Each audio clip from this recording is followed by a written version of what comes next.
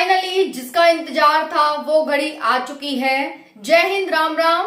Welcome back to target government job YouTube channel. I hope सभी साथी बहुत ही बढ़िया होंगे। RPF SI exam date finally आपकी आ चुकी है। साथियों, आप बहुत सारी वीडियोस देख रहे थे, आखिर एग्जाम कब होगा कब होगा। आप मेरे पास कमेंट्स कर रहे थे कि कोई डेट ये बता रहा है, कोई डेट ये बता रहा है, कोई बता रहा है मार्च बता रहा है, अप्रैल बता रहा है। लेकिन मैंने सिर्फ आपसे एक ही चीज कही थी कि इसका जो एग्जाम होगा वो नवंबर लास्ट या दिसंबर में होगा। तो साथियों, फाइनली वो बिल्कुल जो मैंने बोला था वो बिल्कुल सत्य हो चुका है। मैं इस वीडियो में आपको बताने वाली हूँ कि साथियों, बहुत बड़ी खुशखबरी निकल के आ रही है। आप सभी का फॉर्म स्टेटस जारी हो चुका है, यानी आप किसका फॉर्म रिजेक्ट हुआ है, किसका एक्सेप्ट हुआ है, ये बता दिया गया है। साथियों, मैं आपको इस वीडियो में 2 तरीके बताऊंगी जिसके माध्यम से आप चेक कर सकते हैं अपना फॉर्म स्टेटस। ठीक है, और चेक जरूर कर लेना साथियों, किसका रिजेक्ट हुआ है, किसका एक्सेप्ट हुआ है। और बाकी हम बात करेंगे इस वीडियो में एग्ज़ाम डेट को लेकर। जी हाँ, एग्ज़ाम डेट। देखिए, रिजेक्टेड लिस्ट कब आती है? जब एग्ज़ाम होने वाला हो, है ना। यानी हमारी एग्ज़ाम डेट भी लगभग हमारे आसपास ही है और बहुत करीब हमारे आ चुकी है।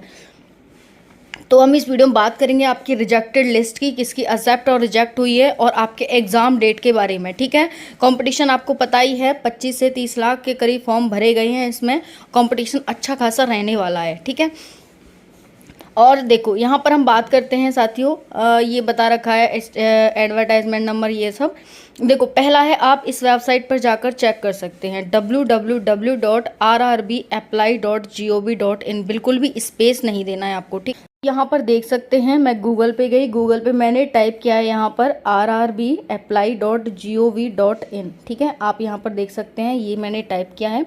अब उसके बाद मैं यहाँ पर सर्च कर रही हूँ। यहाँ पर आपको सर्च बार पे साथियों क्लिक कर देना है, ये सर्च बार है, और मैं इस पर क्लिक करके मुझे ये आया होम पेज, और इस पर मैंने अप्लाई पे क्लिक किया। देखो यहाँ पर अप्लाई दिख रहा है, इस पर आप क्लिक करेंगे। ठीक है, अब आपको यहाँ पर ऑलरेडी हैव एन अकाउंट, इस पर क्लिक करना है। ऊपर वाले पे नहीं, नीचे वाले पे क्लिक करना है। तो आप नीचे वाले पे क्लिक करेंगे।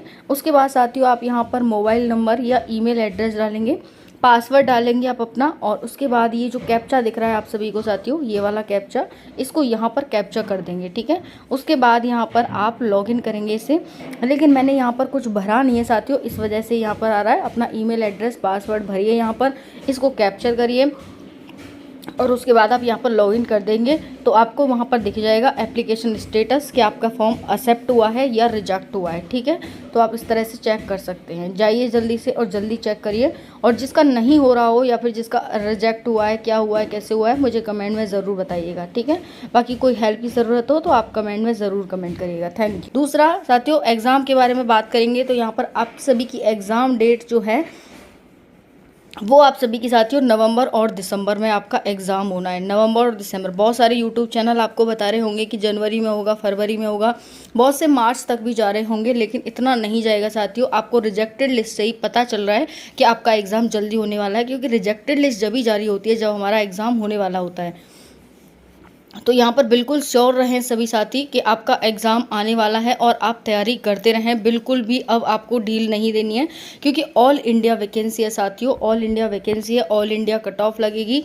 जोन आपके ख़त्म हो चुके हैं, इस वजह से आपको क्या है, बिल्कुल भी ढील नहीं देनी है अगर आप सेलेक्ट होना चाहते हैं आरपीएफ कांस्टेबल या एसआई में। बाकी मैं बता चुकी हूँ कि कांस्टेबल की जॉब अगर अदर स्टेट की एसआई ले लें और आरपीएफ का कांस्टेबल लेवल ले लें, बराबर है 50 से 55 हज़ार रुपये आपके हर मंथली आपके अकाउंट में आते हैं। 50 से 55 हज़ार, ये आप देख सकते हैं। ठीक है ना, 55 हज़ार। तो यहाँ पर बहुत बड़ी इन्फॉर्मेशन आप सभी के लिए यही है कि आप सभी तैयारी करते रहें। बाकी कोई डाउट हो आप सभी का तो आप मुझे कमेंट जरूर कर सकते। जो बोला साथियों वही हुआ।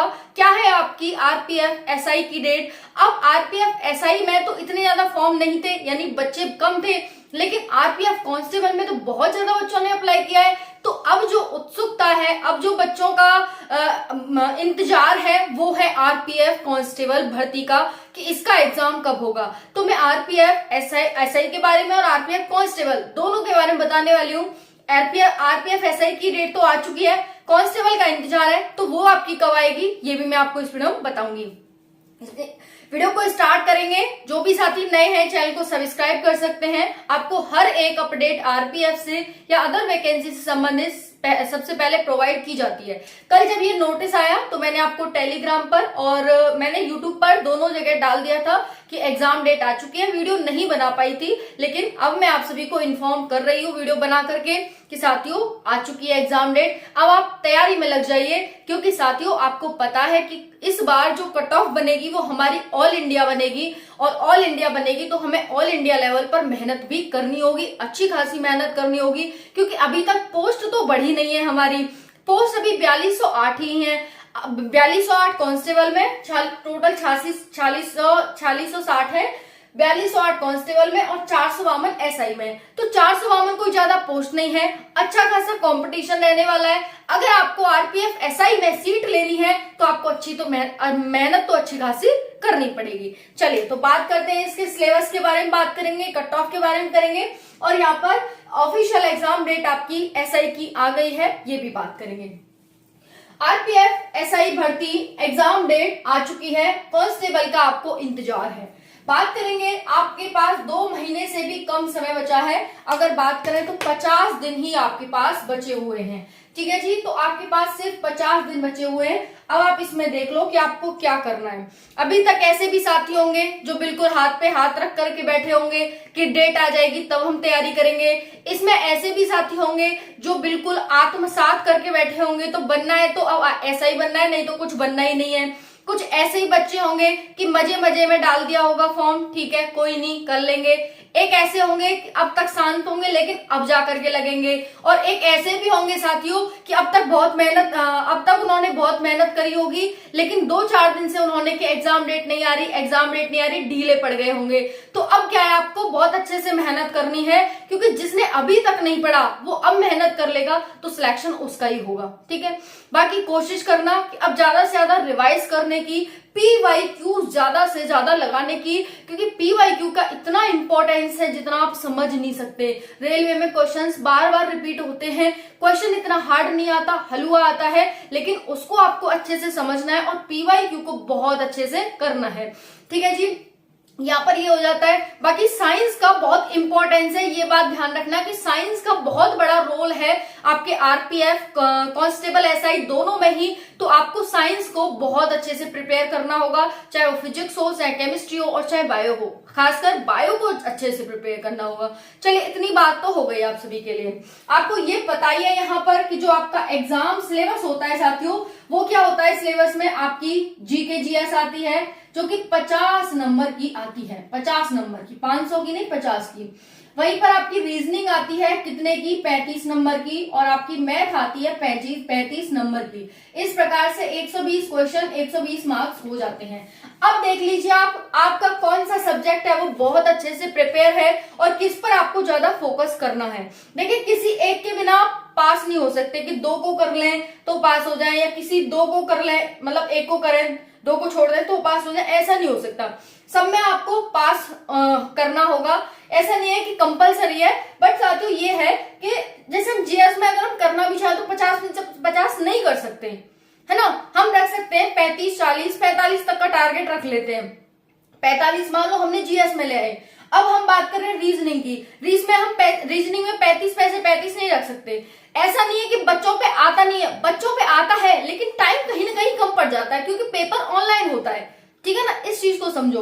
तो क्या है यहाँ पर रीजनिंग में से ही मान लो कि 30 मान लेते हैं, 30 मान लेते हैं, हालांकि ज्यादा है 30 मान लेते हैं। फिर उसके बाद मैथ में भाई कैलकुलेटिव क्वेश्चन होते हैं। रीजनिंग में तो कैलकुलेटिव है, इसमें तो आप देख के ही आंसर लगा दोगे, है कि नहीं। तो यहाँ पर अगर मान लो आपके स्कोर 100 से ऊपर रहना चाहिए, इस बार कितनी कट ऑफ रहनी चाहिए, 100 से ऊपर रहना चाहिए, क्योंकि ऑल इंडिया लगेगी। तो इस बार ये नहीं है कि ग्रुप डी की हाई चली गई और ग्रुप ई और ग्रुप ए बी सी की कम चली गई, ऐसा नहीं है। सबकी ऑल इंडिया लगेगी, तो सबको कम से कम अपने 100 प्लस कम से कम अपना टारगेट रखना चाहिए। ऐसा नहीं है कि एनटीपीसी ये जो हमारी आरपीएफ है इसमें सिर्फ आरपीएफ के बच्चे हैं, सीजीएल के बच्चे, यूपीएससी के बच्चे, यूपीपीसीएस के बच्चे, हर तरह का बच्चा आपको इसमें मिल जाएगा, ठीक है ना। बट क्या होती है कि अगर इसमें कोई जीके जीएस का बच्चा यूपीएससी का है तो वो जीके जीएस अच्छी कर देगा, उस पर ये नहीं होने वाले, है ना। कोई सीजीएल का बच्चा है तो रीजनिंग कर देगा, जीके जीएस भी कर देगा। मैथ भी कर लेगा। तो सिलेक्शन कौन लेके जाएगा? सिलेक्शन तो यहाँ पर वो लेके जाएगा ना, मतलब सीजीएल का बच्चा लेके जाएगा ना, क्योंकि सीजीएल में ही तो आते हैं सारी चीजें, है ना। तो ये चीज है यहाँ पर, ये चीज ध्यान रखना। ओके, चलिए देखते हैं। 2 महीने से भी यानी 50 दिन का समय आपके पास बचा हुआ है। अब ज्यादा से ज्यादा नई चीजें पढ़ने से, हालांकि अभी टाइम है, 1 महीने पहले नई चीजें पढ़ना बंद कर देना। पुराना जितना भी आपने नोट्स बनाए हैं, जितना भी आपका सिलेबस है, एक बार दोबारा से रिवाइज कर लेना। सारा सिलेबस देख करके कि मैंने ये टॉपिक रिवाइज कर लिया, ये टॉपिक हो गया, ये टॉपिक टिक टिक करते जाना। अपना पूरा सिलेबस कंप्लीट कर लो, PYQs देख लो, रिवीजन पे रिवीजन मारो बहुत अच्छे से, क्योंकि कंपटीशन तगड़ा है। 452 सीटें आपको पता ही है, ठीक है ना। ये चीज ध्यान रखना। अब बात करते हैं, एडमिट कार्ड आपके 4 दिन पहले आ जाएंगे एग्जाम से। मैं जो आपको डेट बताऊंगी 10 दिन पहले आपकी एग्जाम सिटी पता चल जाएगी कि आपका एग्जाम यहाँ इस सिटी में होने वाला है, ठीक है। बताइए, आपको हर एग्जाम में सिटी पहले बता देते हैं, फिर आपकी जो डेट भी बता देंगे, और जो आपका सेंटर कहाँ है ये बाद में बताते हैं, ठीक है। अब हम बात करेंगे यहाँ पर exam date. Official exam date साथियों आप सभी की आ चुकी है। ALP की आ गई है। ALP का CBT 1 कब से कब होने वाला है? तो साथियों 25 नवंबर से आप सभी का ये एग्जाम होगा, 25 नवंबर से 29 नवंबर तक। किसका? ALP CBT 1 का। फिर उसके बाद सेकंड नंबर पर, क्योंकि साथियों मैंने आपको वीडियो बनाकर बताया था कि जिसका पहले फॉर्म आए हैं उसका ही पेपर पहले होगा, है ना। तो बताया था कि पहले ALP का होगा। अब अक्टूबर नवंबर में आपका ALP का स्टार्ट होगा, तो RPF की तो हम बिल्कुल उम्मीद ही नहीं कर सकते। बताया था कि नहीं बताया था? तो ALP का 25 नवंबर से 29 नवंबर होगा, और RPF SI की बात करें तो 2 दिसंबर से आपका पेपर स्टार्ट है, और आपका 5 दिसंबर तक होगा, यानी 4 दिन आपके पास है। मतलब 4 दिन में आपका पेपर होगा, 4 दिन चलेगा, 2, 3, 4, 5, ठीक है। उसके बाद बात करें टेक्नीशियन CBT 1 की, तो टेक्नीशियन CBT 1 का 16 दिसंबर से शुरू होगा, और आपका पेपर चलेगा 26 दिसंबर तक, यानी इसका पेपर लंबा चलने वाला है, टेक्नीशियन CBT 1 का। उसका बात करें JEE एंड अदर्स, यानी JEE का पेपर, तो JEE का पेपर देखिएगा यहाँ पर 6 दिसंबर से आपका पेपर स्टार्ट होगा, और 13 दिसंबर तक चलेगा, ठीक है।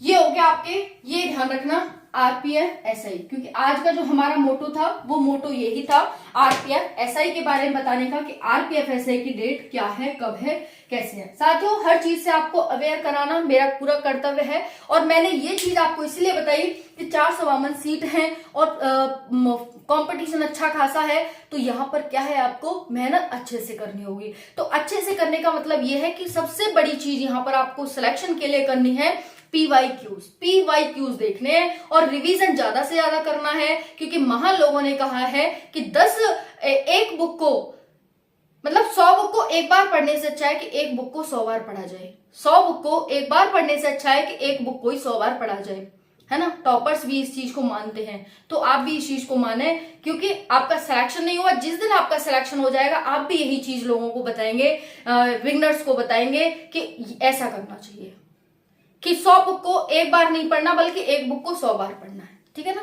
तो यही है। अब हम बात करें CBT एग्जाम डेट की, तो ध्यान से देखिएगा, बिल्कुल कान खोल के सुन लीजिएगा, ये आपका जनवरी में होगा।